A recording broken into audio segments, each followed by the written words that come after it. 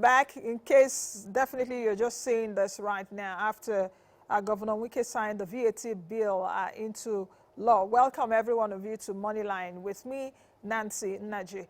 Today we'll be talking about the Petroleum Industry Act, which I'll begin the conversation shortly. The other part of the conversation will be on the manufacturing sector. So let's get started with the Petroleum Industry Act. The President signed the PIB into law just a few days ago. My guest is joining me right now virtually. He's Olumide Esan, partner and energy tax lead Africa at Deloitte. Mr. Esan, welcome to the program. Thank you, Nancy, for having me. And good welcome. Morning. Yes, welcome again. Where should we start from, Oh? So it's like, we should start pumping champagne, you know? Yes, should we start by singing a victory song, so to speak? You know, because if you take a look at it, Petroleum Act, 54 years old in the making, so to speak, NNPC into a Kama company now, privately owned company will pay royalties, fees, tax, and all of that. Where should I really start from? Let me start from how you feel. You've been in this industry. I guess you and your colleagues must have, you know, clamored for this over decades. How do you and your colleagues feel? You know, Nancy, I feel very excited that finally we have this this act to work with in the industry. I mean, if you remember, the last time when we had a chat around this region, I think the system is echoing. Yeah, Mr. Esan, go ahead. Can you hear me? Oh, all right. Okay. Yes, go ahead. All right. So, you know, the journey all started with the Oil and Gas Industry Committee, which was set by the then President Buhari in 2000. And since then, we've been on this journey, you know, with several versions of PIB, including the national bill, which was the first set of bills that came out of the Oil and Gas Industry Committee. So, looking to the journey, several assemblies, versions upon versions, I think it's really, really exciting to finally have an act we can work with. I am excited, and I do say congratulations to us all in Nigeria, at least on this one. Certainly the right step in the right direction. Okay, Mr. Esan, do you think that with this signing into law of the PIB, now it's now a PIA, do you think that the government has fully listened, or they just listened with one ear, not with two ears, so to speak? Because even while the PIB was being debated, the public hearing, the president submitted last year, September, we saw some of the fist fights, so to speak, was it early this year? So would you say that the government has really listened, or that President Buhari just went ahead to sign the act? Let's just have something, is better than before, than listening also to the angst and, you know, the sensitivities of those that are involved, the many stakeholders involved? I think from my perspective, I do not expect a perfect bill, but I expect a bill, expect an act from where we can then, you know, tweak along the years and make fit for purpose. There are still a lot of complaints. There's still stuff to be done, improvements to be made, but at least we've started the journey. And I think I was personally and passionately plead to the government to exercise flexibility and continue to engage the stakeholders. There's still a lot to be done, you know, to improve the quality of the act itself, and also, you know, taking the comments from stakeholders going forward. Already, we now have an annual Finance Act process, which allows us to make amendments, you know, to tax laws and other laws that are relevant for our economy. So it's a good way to start with the act, and then, you know, maybe as part of the Finance Bill 2021, we may already be, you know, putting in some amendment I would like to see reflected in the act there. And so over the years, you know, new issues will emerge that we need to factor in. For example, we look at this act, is very light, you know, on issue of energy transition. We cannot run away. We cannot shy away from that significant, you know, issue. So over the years, I imagine we would need to continue to, you know, tweak this Petroleum Industry Act to ensure that it captures, all that we need to make a success of it.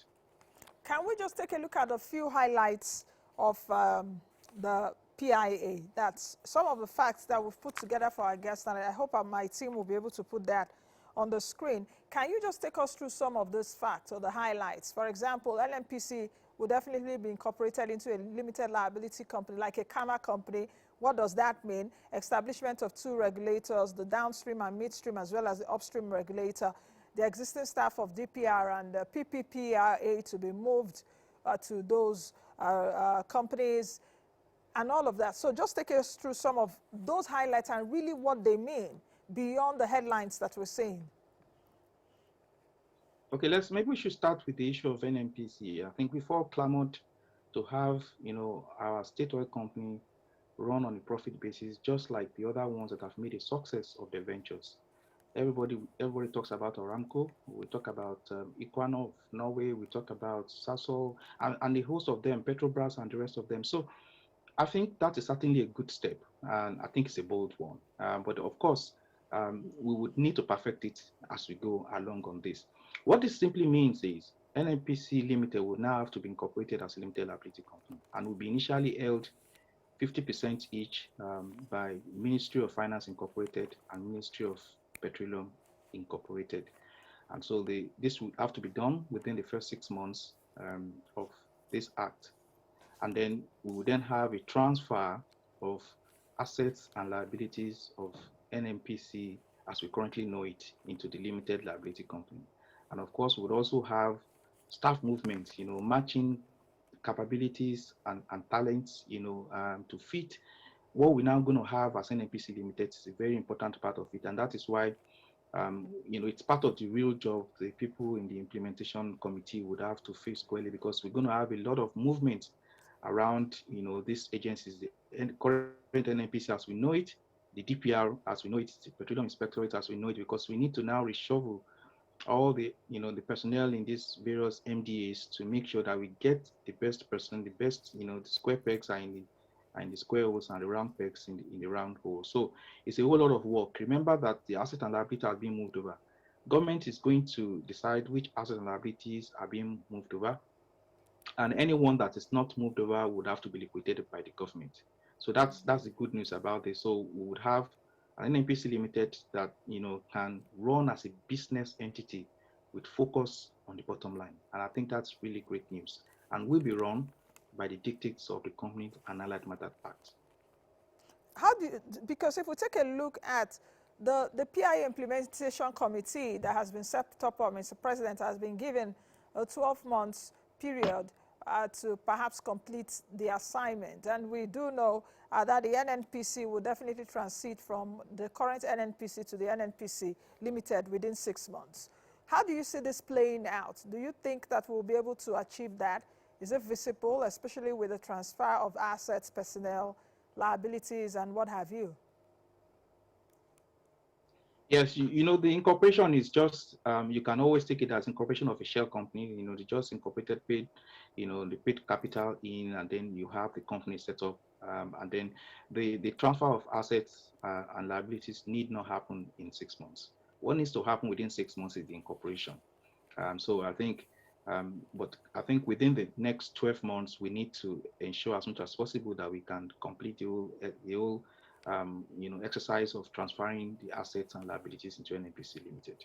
So it's a lot of work, and of course, government will need help. They will need external advisors to help them through with this. But then I do think it is achievable. It is achievable with government's commitment to it. Mr. So, if we take a look at perhaps some of the other highlights of this PIA, the Petroleum Minister, Finance Minister are the ones that will determine which assets, liabilities, and interest of NNPC to be transferred to the new NNPC Limited. Why are you smiling? It's like, you know where I'm going to. Speak to me about that.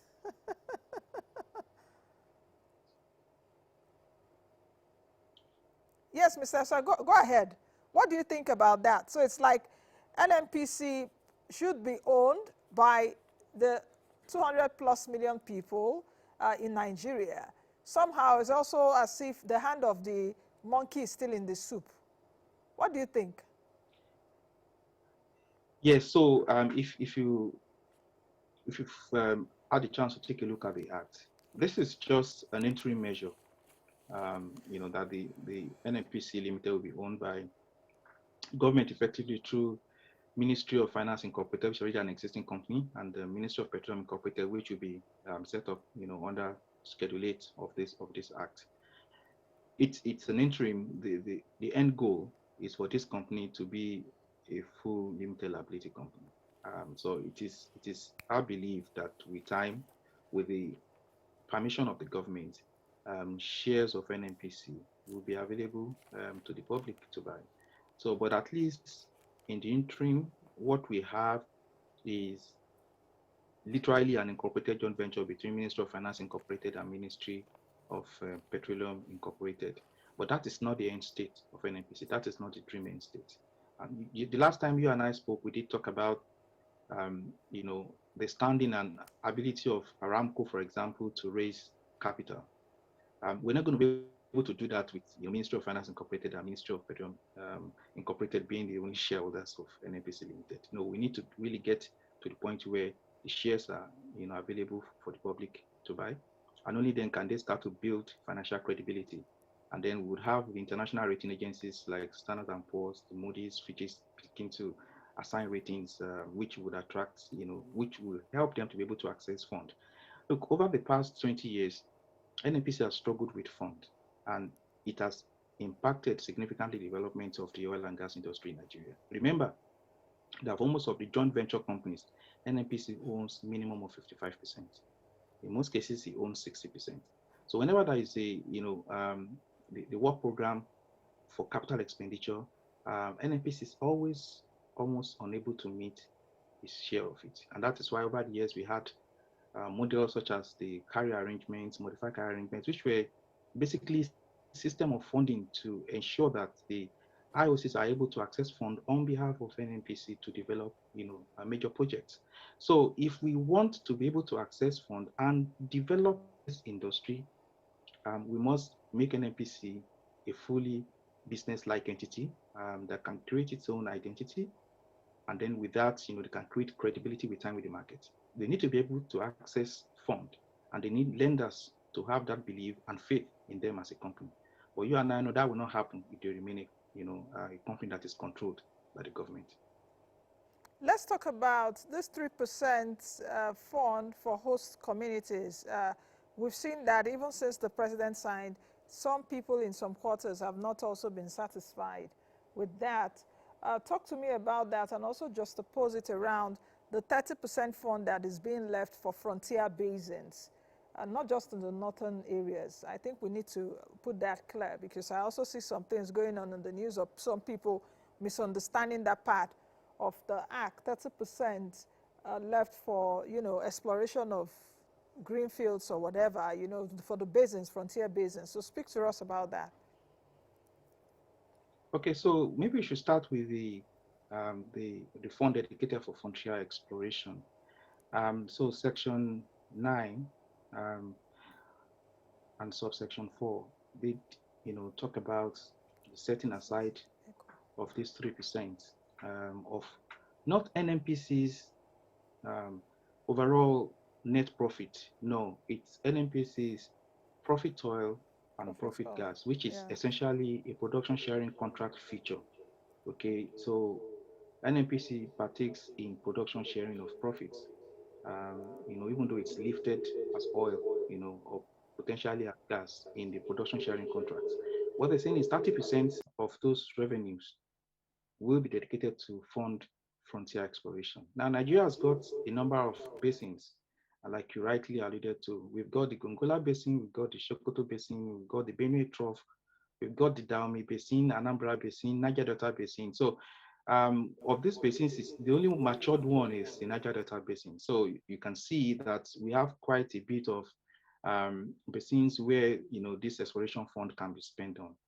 So the Anambra is there, the Dahomey is there, the Sokoto is there, the Gongola is there, the Benue Trough is there. So the idea is to further, explore so that we can boost the reserves that we have, or at least that is the intention the drafters of this act. So, whether it's the right thing or not, I think that is left for Nigerians to actually to decide. Really.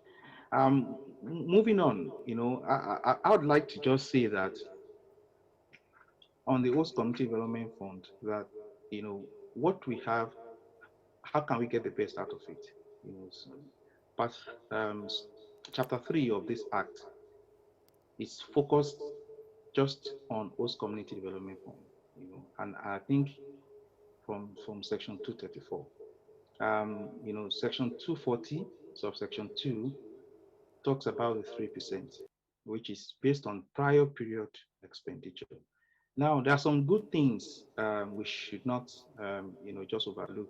One of which is the fact that any rate that is tied to profit is always subject to a lot of interpretation. So if we had said, 5% of profit, then the question would be, what is profit? Then people can argue that two people have the same set of figures and they will have different outcomes in terms of what is their profit. But this one is tied to expenditure. This is just copying the model for the Niger Delta Development Commission fee, which is 3% of budget of the company. So this one is tied to 3% of the last actual operating expenditure of the companies. So what can we do? What I see, the plus I see is that for once we have a regulatory framework that literally governs relationship between the host communities and the operators. And this framework also provides for transparency around the management of the funds involved. These companies, as settlers, will be required to set up a board of trustees for each of their host communities. And this board of trustees have the jobs cut out for them. They also, in turn, would have to set up advisory committees. So the way it's been structured, um, even the 3%, whatever it translates to, it's been divided into three portions. 75% of it to be spent, on development projects, 20% to be put in reserve funds, and 5% to be used for administration. Perhaps you need lawyers, you need accountants and the rest of them to run, this host community development trusts. So you would see that for once we have this real structure, which is uniform now around how relationship with those communities are managed and how the funds are managed. Presently, there are different models in the industry. The operators have always engaged those communities, whether via global MOUs, or in some cases that are even incorporated trustees already. But what the PIA has done, in chapter 3, is to now create a framework, a standardized framework on how this relationship will run going forward. I believe that with this act, we should see improvements in the efficiency and utilization of those funds, because everyone involved now are more accountable than before. There is a requirement for audited accounts, at the end of each year, on how the affairs of the trust have been run and how the funds have been utilized as well. That's it. Okay, Mr. Son, uh, interrogate, let's interrogate further how this 3% for host communities would work. Uh, uh, Perhaps I'll need you to explain that the hand of the government will not be in this 3% funds for host communities. A trust fund definitely between the host communities and the companies, isn't it? I want you to explain that further. Okay, so within 12 months of the signing into law, the fund and the board of trustees and the funds must be set up by the settlers, which are the operators. Government has no part to play in this except to regulate. Okay, and the audited account, for example, will be required to be presented to the Upstream Regulatory Commission each year, which is kind of a stewardship account. How have you run the affairs of the trusts? How have you, spent the money over the last 12 months? Other than that, government does not have any role in how these host community trusts are run. They have just provided the legal framework that must be followed. And they have a right to challenge if they review the accounts and they see any anomalies in that, they can interrogate, they can challenge that. But other than that, government is not a party in any way to it. It's not like a joint venture with NNPC. subsidy. So I don't know if that Of provides course, some clarification. So, government hand is not very visible. I think that's the way to put it. So the companies are tasked with setting up the trust. They do the appointments into the trust. And then, they for a term of 4 years each, which, I think to answer your question, there's still, issues that will evolve over time, as you know, just as with every new law. And then I think we would have to deal with them as they evolve. The good thing is that under Section 311 of the transition arrangement, the minister still has 3 months to still put in some things or fine-tune whatever we have right now under transition. If a new thing comes up that we think we must quickly make arrangement for as a transition arrangement, we need to quickly include that. And the minister can do that within 3 months of signing of this bill into act as done by the president on Monday. let's talk about, I had earlier said, okay, let's look at the issue of fuel subsidy. Of course, there will be no under recovery or whatever name that is, is being called. As an analyst, when do you expect that to happen? And how much do you think that fuel will cost? Because we must also say that it's only petrol that is being subsidized. Other products are not subsidized. So how much do you think that would amount to for a liter of fuel? And how do you see Nigerians really taking it? If Nigerians will really understand, the import of what has been done here. And on the part of government, what should government do to be able to assuage the feelings of Nigerians and tell them that this bill or this act, this new law, is for our own benefit? Yes, so thanks, Nancy. I saw a publication where the Minister of State was quoted as saying um, subsidy is not going to be removed immediately, and there will still be further consultation. Now, let's take this and compare with what the Act provides for. The Act provides under Section 205 that there will be unrestricted market pricing for petroleum products. What that simply means is, there's no issue of subsidy. That is that's the meaning of that provision, Section 205. Okay, so and that is further strengthened by Section 207, which says that it is expected that investors in this part of the sector should be able to make decent returns on their investments. Now, there is a transition provision, which is Section 311, and for as long as that section is there, the minister has, like I said, 3 months to put in whatever he wants to put there, just to ensure that it reflects the period where we would continue to enjoy subsidy one shape or form or another, to ensure that all the right engagements have been had with the relevant stakeholders before market-based pricing becomes what is applicable.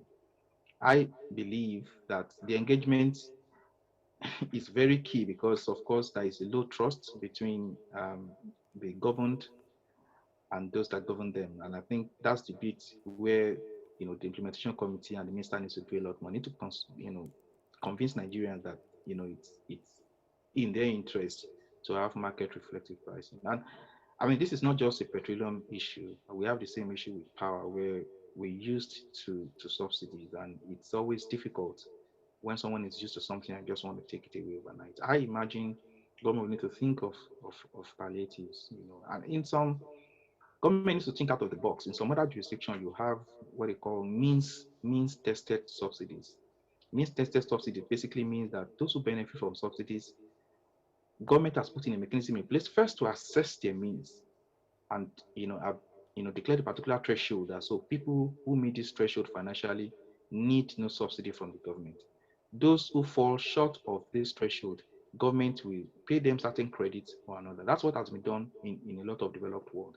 Um, I recognize our peculiar challenges. We do not have data, and that of course limits what we can do. But government must be creative and must think of something that can work to ensure that we're able to transit away from this whole, this subsidy thing that has become a major part of Nigerian life. So I like the act in that it has provided for market unrestricted pricing. And I think that is where we're going to get to ultimately. How we're going to get there exactly, I do not know, but I know that's what the law provides for. Other than that, NNPC will continue to be, of course, importer of last resorts, which is what they are right now, and they might be that for some time as well. Okay, let me So just it's not an come easy in one. I there know and what it means for an average Nigerian. You remember, if you look at our inflation figures, you know, the the swing is always from food pricing. And if you look at food pricing, there are two major issues that really impact food pricing, apart from seasonality.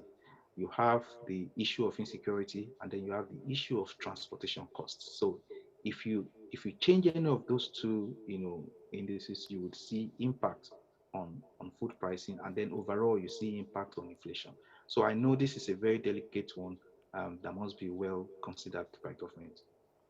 Mr. Son, how do you think that the refineries, the four refineries we have, how do you see the issues of the refineries playing out, especially with this new law, with NNPC Limited, with a Dangote refinery that would be, producing 650,000 barrels per day, with the issues of monopoly around Dangote refinery, with the issues of small players in that sector not being encouraged. I think, do we have about 23 licenses, by DPR now, oil licenses. You're smiling, you know what I'm talking about. So how do you see all this really, playing out? It's a Yeah, tall so order, isn't let me it? start by saying that each time I have opportunity to have this conversation, I always say that we just embarked on a journey. Okay, so we do not exactly have an idea how we're going to get to where we're getting to, but we have an idea where we want to get to. Now, if you look at the African Continental Free Trade Agreement, that is one piece of instrument that we can leverage on. There is enough market in in West Africa and indeed Africa, as the case may be. Look, there's no way a refined product from Nigeria will not get to other, West African countries or other African countries along the coast cheaper than it will be for refined product that is coming from Far East Asia. So um, I'm not sure we would have issues around market. I think each person will need to find its market. Now, the four refineries will be owned, the part of assets and liabilities which government is going to decide whether or not they want to, pass on to NNPC Limited.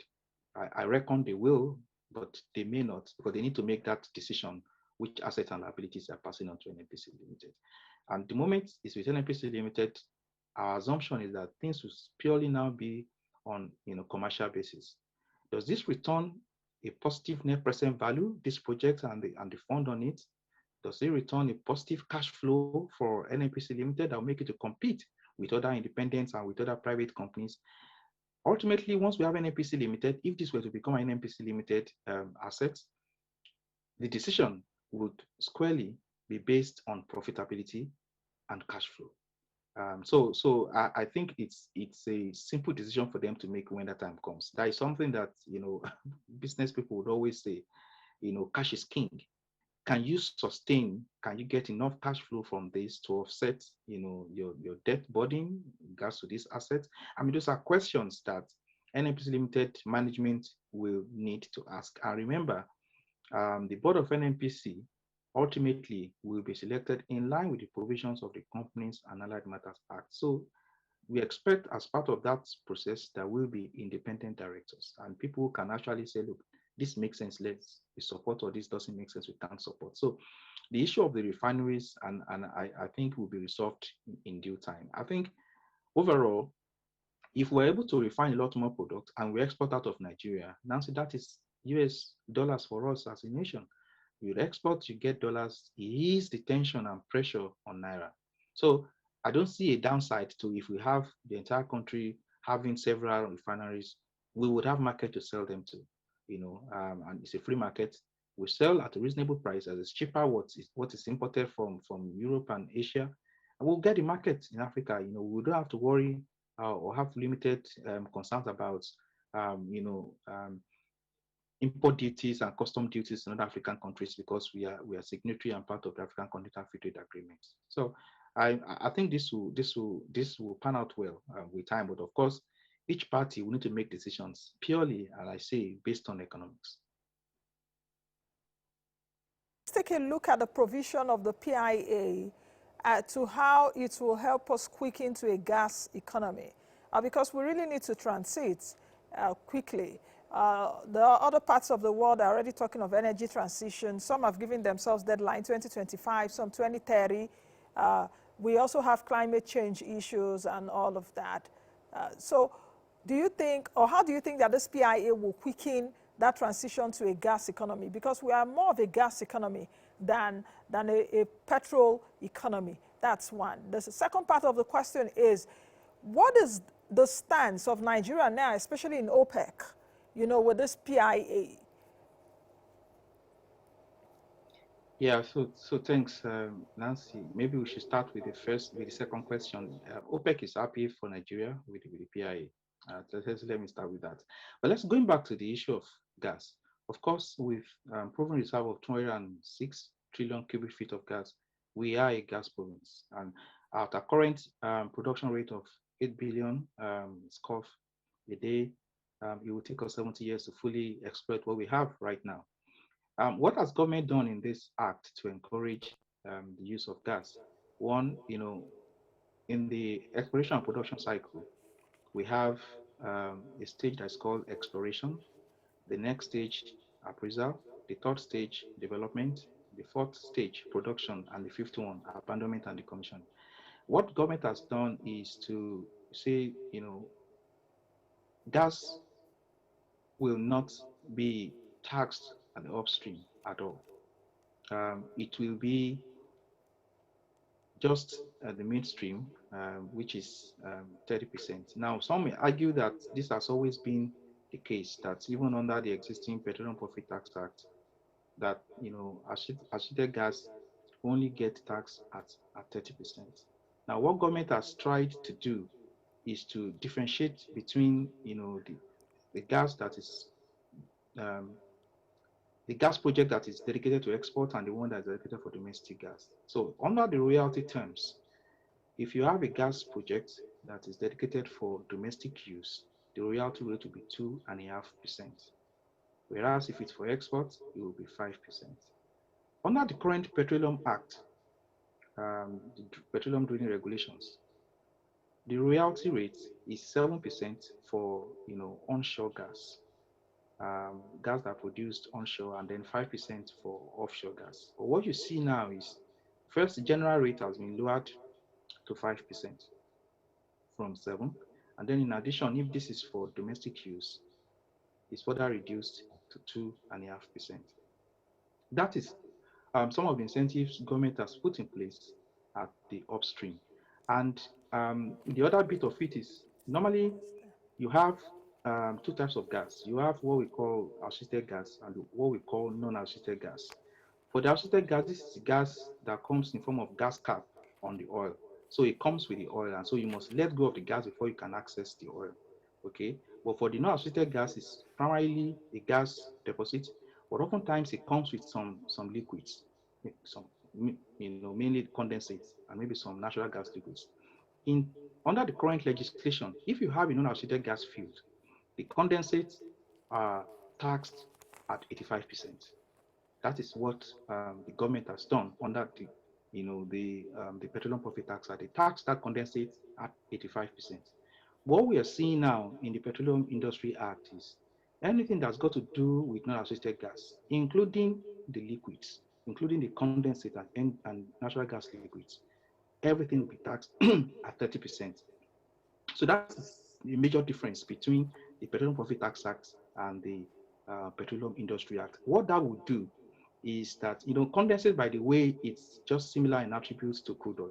Okay, so what I would mean is that it would help to improve the economics of those projects, because where you would have paid 85% before, now you're paying 30%. So that is one thing that government has done from a tax point of view. They've also done the second one from a royalty point of view to bring the general royalties down.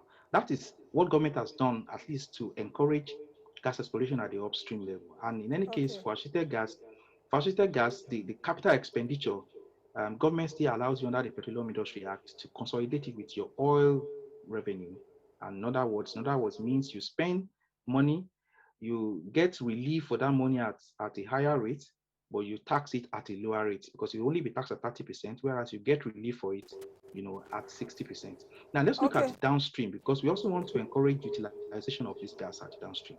What government has done, particularly for pipeline, which is the transportation part of which is the midstream, is that look, in addition to current incentives that we have under SITA, Section 39, which grants more or less like a 5 years tax holiday for anyone that is involved in gas transition projects. The government is under the Petroleum Industry Act that will give you additional 5 years if your focus of investment is on pipelines for downstream utilization. So government is doing what it can to encourage, Okay. investment in the upstream and also investment in in the midstream.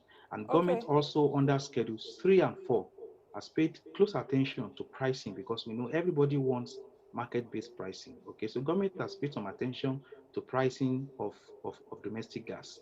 Under Schedule 3 and under Schedule 4, the pricing for gas-based industries. And for all you care Mr. also Son, to package the whole thing, prior to now, what we Mr. hear Son, is oil Mr. mining Son, can you lease, oil hear me? prospecting lease, oil exploration lease. Mr. Son, To can you play up hear the me? importance of gas, what we are seeing under the Petroleum Industry Act is what we call petroleum exploration lease, petroleum prospecting lease, petroleum mining lease. That is to say that, look, we're no longer, focused on oil. We're focused on petroleum because petroleum is made up of oil and gas. And So gas. Okay. that may not mean a lot, but again, it sends a message that, look, we're ready, we're focusing on developing our gas potential. And we All right, must do Mr. that because Esan. we have competition. The East African Rift, which comprises that area around Mozambique, Tanzania, and the likes, significant gas deposits. And, a lot of developments taking place, right now, people wanting to develop, liquefied natural gas plants and all of them there. So we have competition. That's why we must also do what we can to make sure that our gas projects are economic enough to attract investors. Okay. Mr. Son, I wanted to say that the time is fast spent. We just have a few minutes to the end of the program. And perhaps what we should do concerning, we're supposed to have a second interview, but definitely this PIA has taken, over the day. But just as we round up, at least in the next 2 minutes or so, what is the future of the Nigeria's oil and gas industry with this? How are you going to be seeing the Nigerian oil and gas industry in the next 5 to 10 years? Hopefully, we are all going to be alive and remember this day and take, do a stock take of it in the next 5 to 10 years. Yeah, so thanks, Nancy. We've lost significant grounds, haven't taken so long to get this into an act. But the next best time is now. Hopefully, with this act, we would have investment. We've underinvested in oil and gas infrastructures and facilities over the last 2 decades or thereabout, and of course, that impacts production as well. So, hopefully, in the next 5 years, we'll start to see investors coming, albeit new type of investors, because the traditional investors we are used to are the big multinationals. But as you'd be aware, a lot of them are now constrained by, energy transition and activist shareholders on the level of investment they can make into fossil, provinces. So they now have to contend with the expectation that they will do a lot more investment in renewables. So that may shift a little bit of focus away from those kind of very big companies to more like independent companies who are not, though under pressure for decarbonization, but not as much as the international oil companies. So we're likely to see a lot more investment from those independents coming in, maybe from Asia and maybe from some part in Europe to invest in Nigeria. That's what we are likely to see in the next 5 years. So we will try to gain some ground, but then we don't control energy transition. We're just part of the world. So we really can't tell how quickly this would happen. But I reckon the next 20 years, fossil will still be relevant. So we will still be able to, get some of our investments and be able to convert those into cash to develop our other sectors of our economy. We need to spend a lot of money to industrialize the Nigerian economy to ensure that when the time comes and we no longer need fossils, we have something else we can export and earn foreign currencies on. Lastly, because we just have about 2 more minutes, my 2 minutes doesn't elapse. But let's take a look at how this PIA, how it will address the immediate revenue demands and the immediate revenue challenges that we have as a country. How soon do you think it will begin to plug that gap, that deficit gap that we have? Okay, so, well, first, Nigeria, by passing this into an act, Nigeria is investing in the future. That's what we're trying to do. So I'm not sure the immediate concern of the government is raising additional revenue from the PIA. However, as a consequence of what has been done, what has happened is the sizes of the acreages have been reduced, and so as companies are relinquishing, some of the acreages are being taken from them, and that would afford new people to be able to invest in them. As a portfolio investor, if you have like 10 different areas you can invest in, you rank them, and you start with, of course, the most prolific of your assets. But with this PIA, what you will see is that government likely will be asking literally the question: these other ones you're not using them, let me take them and give it to someone else who's happy to invest in them. So we would have more investors, more acreages being developed. Of course, that's its own problem in terms of capacity. Do we have the technical capacity in Nigeria to service several operators at the same time? Do we have enough rigs and the likes of them? So what we will see is we'll see increasing investments, and then maybe from 5 years in the future, we start to get the financial rewards for that. But one quick fix that government can do, Nancy, and I mentioned this the last time, I said the PIB itself, the PIA now, is not itself going to turn the fortune around. There's still significant issues around insecurity in the Niger Delta. There's serious issue, existential issue around crude theft in the country. If you have a situation where significant amount of what is produced is being stolen, it is a serious issue. And what is being stolen cannot translate into profit tax for government, might not even translate into royalty for government. So if we cannot fix the issue of insecurity, the issue of crude theft, we have a problem. Whereas if we can't fix the issue of crude theft, fix the issue of insecurity, we can actually, multiply actually what we currently get from the oil industry in Nigeria, from the upstream alone. If we can plug the leakages that is coming as a result of crude theft in the Niger Delta, government can have a 30-40% rise in revenue take from the oil industry. So I think so much effort needs to get towards that, ensuring that we fix those deficiencies now that we still have time to. Thank you very much, Mr. Esan, for joining me today and, explaining and giving us further perspectives on this. This is still a developing story. A committee has been set up. We'll use our Google. Is it Googles? They call it goggles. Not wider than this, my glasses. To scrutinize how this sector will eventually pan out within at least now and the next 6 to 12 months and see how it goes. Thank you very much, Mr. Esan, for joining us today on the show. My pleasure, Nancy. Thank you so much for having me. All right, I've been speaking with Olumide Esan, who is a partner and energy tax lead Africa at Deloitte. We've been looking at the Petroleum Industry Act. It's no more the PIB.